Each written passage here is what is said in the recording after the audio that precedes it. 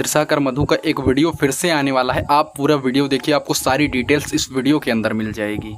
त्रिशाकर मधु जी ये हमारे बीच हैं और लीजिए अब आपको डायरेक्ट त्रिशाकर मधु जी से बात करवाते हैं।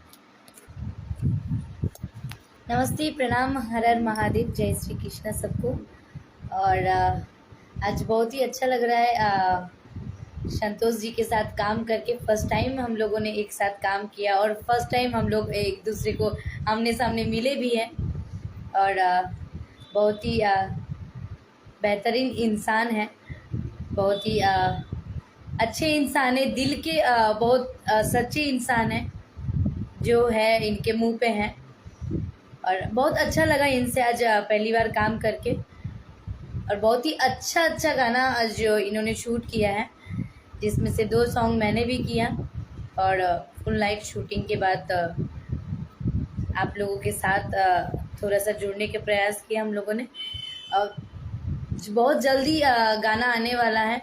हम लोग अपने अपने आईडी से गाने को पोस्ट भी करेंगे।